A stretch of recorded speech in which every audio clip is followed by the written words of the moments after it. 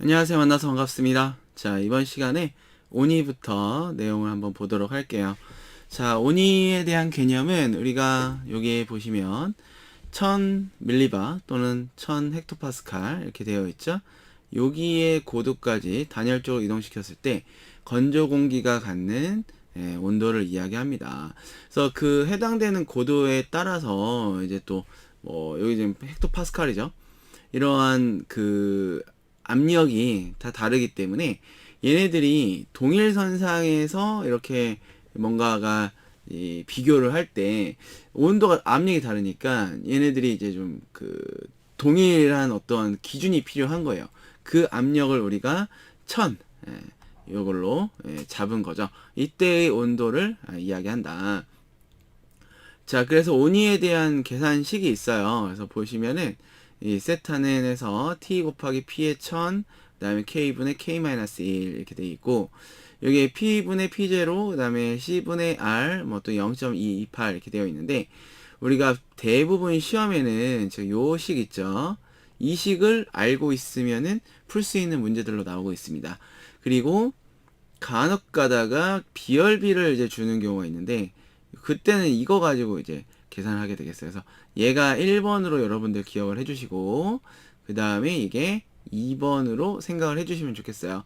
그래서 이거 처음에 이제 우리가 뭐 문제 풀고 할 때는 이제 요걸로 이제 좀 하시고, 그 다음에 좀 익숙해졌다. 막 이런 식도 있었지. 이렇게 생각하시면 되겠습니다.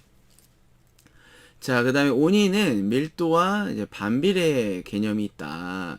자, 밀도가 커지면, 자, 밀도가 커진다라는 개념은 부피분의 질량이죠.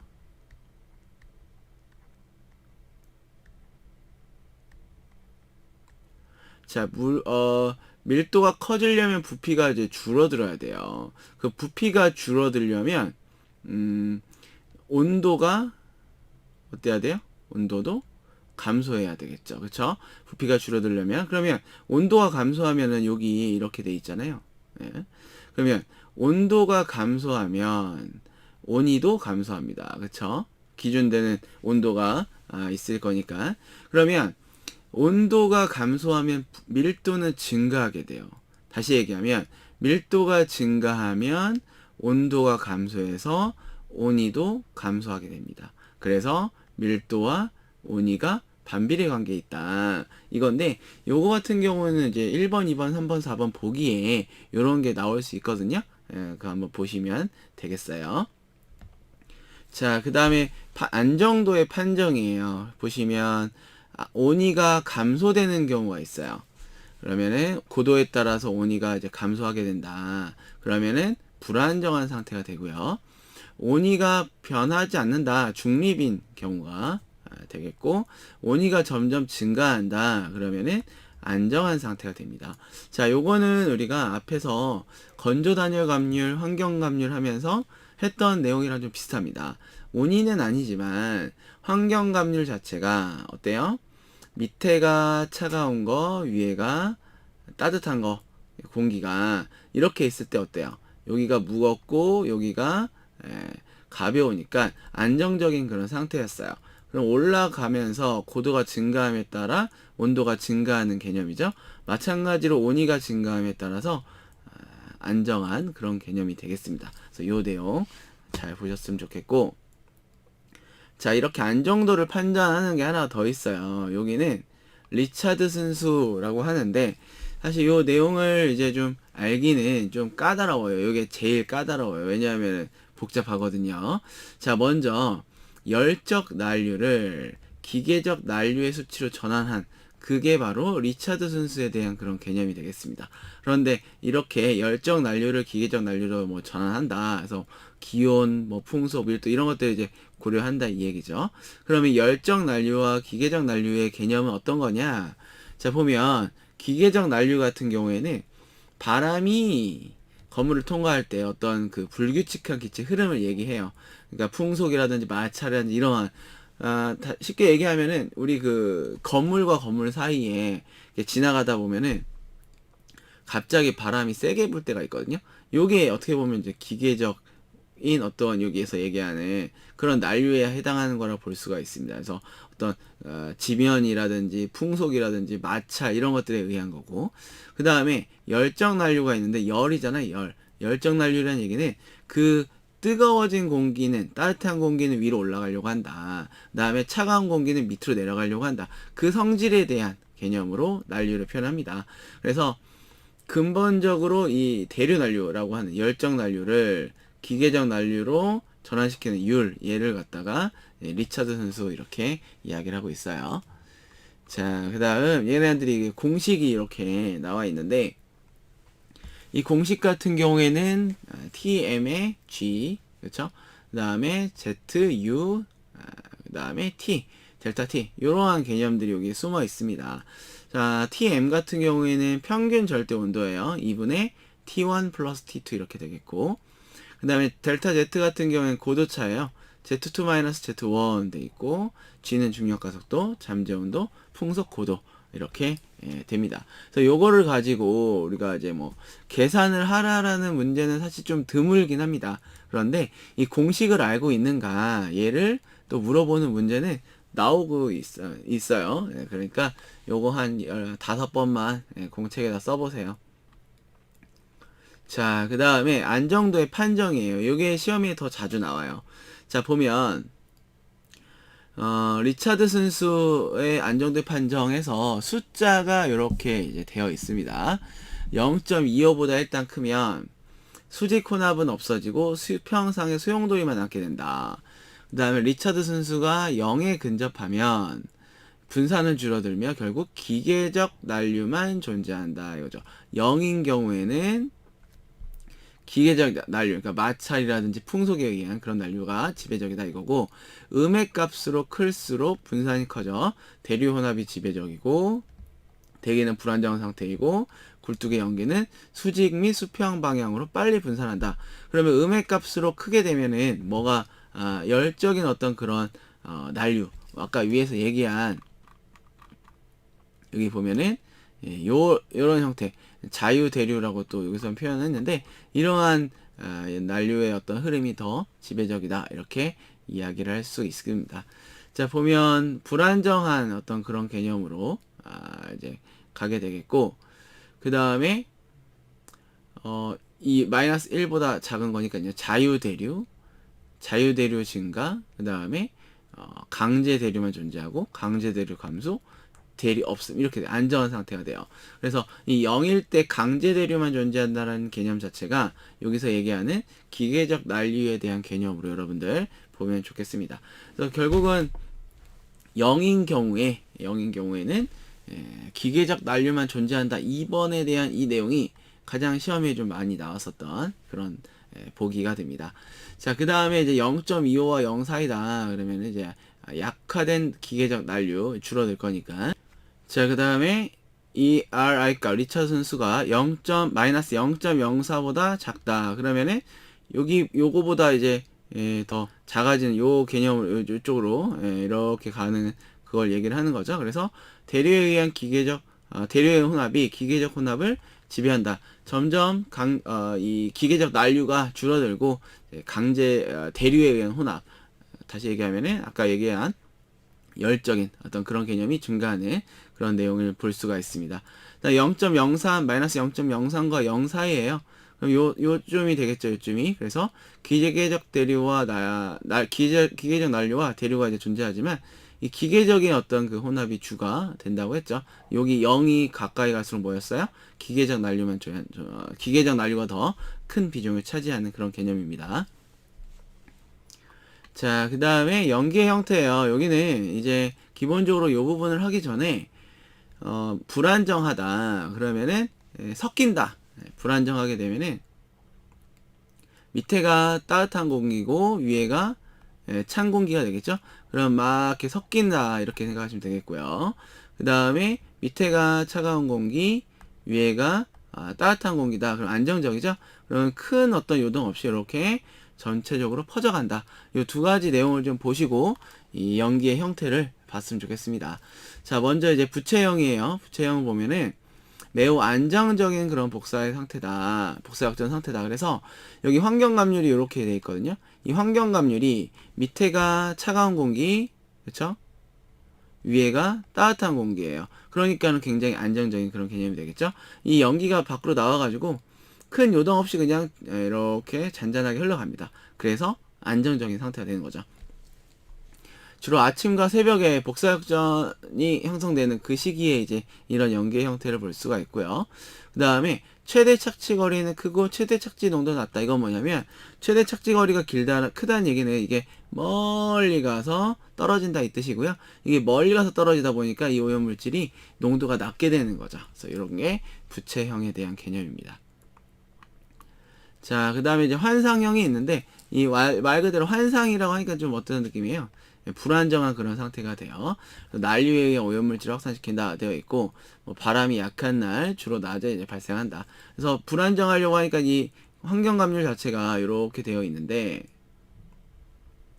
얘가 지금 위에가 어떻습니까? 위에가 차가운 공기죠.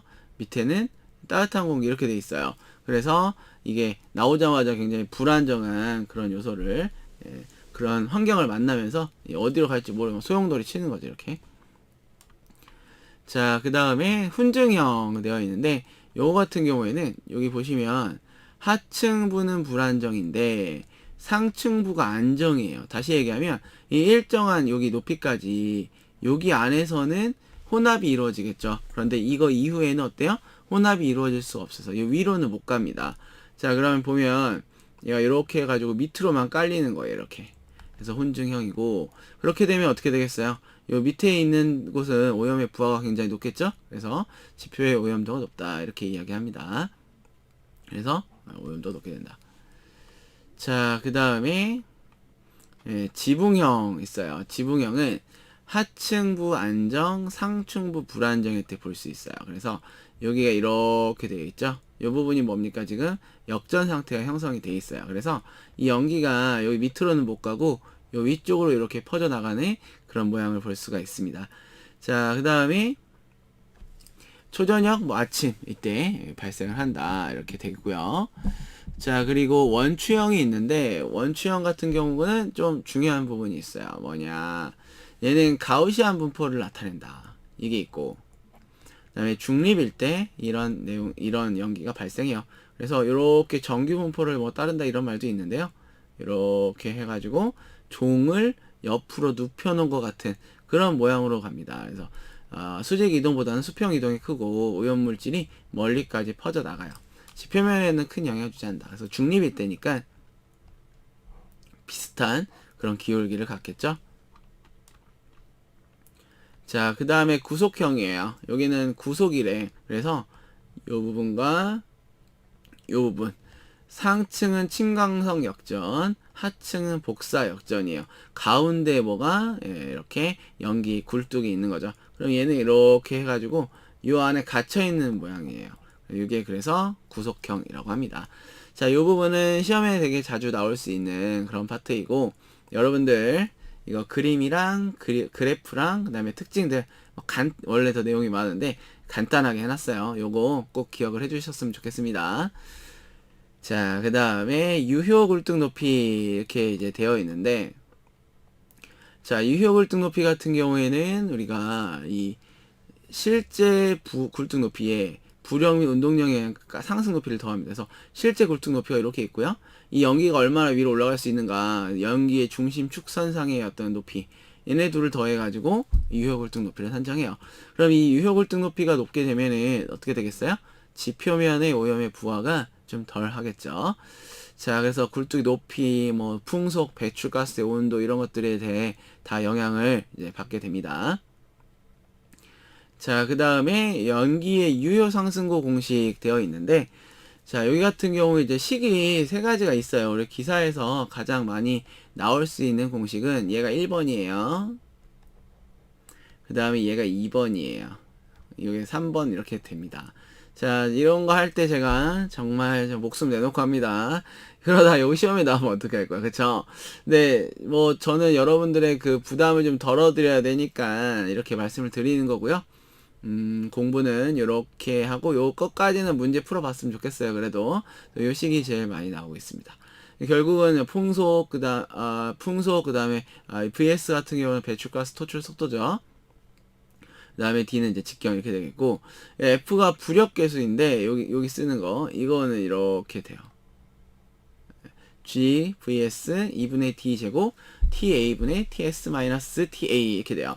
사실 요 부력 계수가, 이 문제가 나오게 되면은, 이 부력 계수 같은 경우는 주어주는 게 대부분이긴 합니다. 그런데 내가 정말 오늘 운이 안 좋다 하면 얘를 갖다가 암기해서 풀어야 하는 그런 기출 문제도 있었어요. 그러니까, 일단 여러분들 저는 이거는 이제 굳이 외울 필요는 없고 얘랑 두 가지만 외워서 일단 시험장 들어가시는 것도 괜찮을 것 같아요. 하지만 요것도 이제 가끔 나오긴 합니다. 근데 제가 만약에 또 시험을 본다고 하면은 저는 이제 부력계수 같은 경우는 일단은 써서 공부는 하겠지. 하지만 요 두 가지 식을 좀 더 잘 보고 넘어가겠습니다. 자, 그리고 굴뚝의 통풍력에서 나와 있는데 얼마나 이 연기가 위로 잘 올라갈 것인가에 대한 그런 개념이에요. 굴뚝 유효 높이를 증가시키기 위한 방안에서 속도를 증가시키고 직경을 감소시키고 온도를 증가시킵니다. 자, 속도를 증가시킨다, 직경을 감소시킨다 되는데 요렇게 생긴 거랑 요렇게 생긴 게 있으면 똑같은 유량이 나온다고 했을 때 당연히 Q는 어떻게 돼요? VA이기 때문에 이 유속이 빨라지는 게 이거죠.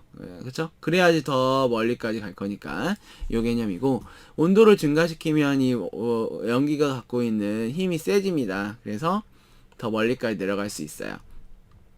자, 그 다음에 통풍력 공식이 있는데 이 공식은 꼭 기억을 해줘야 돼요. 이 공식은 암기해서 풀어야 합니다. 그 다음에 가끔 가다가 여기를 1.3으로 퉁쳐가지고 300 얼마 이렇게 해서 1.3 곱한 그 값이 나오는 경우가 있거든요. 그거는 공기의 비중과 그 다음에 가스의 비중을 다 1.3으로 놓고 이제 계산을 한 그런 개념이에요. 근데 꼭 1.3이라고 아닐 수도 있어요. 아무 말도 없으면 1.3 넣으면 되겠지만 그 각각의 비중량을 정해진 수도 있습니다. 그래서 여기 윗부분에 들어가 있어요. 자, 얘 같은 경우에는 에어죠. 외기의 공기가 되겠고요. 자, 여기 같은 경우에는 굴뚝에서 나오는 연기예요. 배출가스. 이 개념입니다. 그래서 에어에서 외기에서 배출가스를 뺀다. 이렇게 생각을 하시면 되겠고, 자, 그 다음에 이제 세류현상이라고 있는데 이 세류현상 같은 경우에는 다운 워시라고 해요. 자, 요거는 바람이 좀 너무 세게 불어가지고 굴뚝에서 연기가 나왔는데 이 외기의 바람 때문에 휘몰아치면서 이 밑으로 바로 떨어지는 그런 형태가 바로 이제 세류 현상이라고 하고요. 요거를 막기 위해서는 배출가스의 속도가 풍속보다 두 배 이상 돼줘야 합니다. 그래서 이 두 배가 중요한 그런 내용이 되겠어요. 두 배. 자, 그 다음에 다운 드래프트라고 있는데 요거는 주변에 연기가 나왔더니 주변에 너무 큰 건물이 있는 거, 높은 건물이. 그래서 그 건물의 벽에 부딪혀가지고 뚝 떨어지는 거죠. 자, 얘가 굴뚝이죠. 여기는 얘가 굴뚝입니다. 그래서 나오자마자 부딪혀가지고 소용돌이를 치면서 또 오염물질의 이 주변이 부하가 이제 세지는 거죠. 요런 형태가 바로 다운 드래프트. 그럼 어떻게 하냐? 굴뚝의 높이를 2.5배 높게 가져가야 됩니다. 2.5배 높게. 이렇게. 그래서 2배와 2.5배죠? 헷갈리겠죠? 그런데 여러분들 바람 2배, 건물 2.5배예요. 요거 기억을 잘 해주셨으면 좋겠어요. 자, 그 다음에 유효 굴뚝 높이에 감소해서 나와 있습니다. 자, 보면 수평 풍속이 클수록 유효 높이는 감소한다. 요거는 굴뚝 이렇게 있는데 여기 옆에 이 바람이 얼마나 세게 부느냐에 따라서 이 유효 굴뚝 높이가 이제 감소한다. 요거 이렇게 설명할 수가 있고, 그 다음에 배출구의 직경이 넓을수록 토출 속도가 감소한다 돼 있어요. 그러면은 유효 굴뚝 높이도 이제 감소한다. 이거는 아까 제가 저 위에 요거 있었죠. 요거. 그래서 요게 속도가 줄어들면은 이렇게 줄어들면은 멀리 못 가요. 이게 좁아서 빠르게 올라야지 저 높이까지 가고 멀리까지 갈 수 있어요. 그래서 그 이야기를 여기서 하고 있습니다. 자, 이렇게까지 해서 이번 시간 마치도록 하고요. 또 다음 시간 이어서 내용 보도록 할게요. 감사합니다.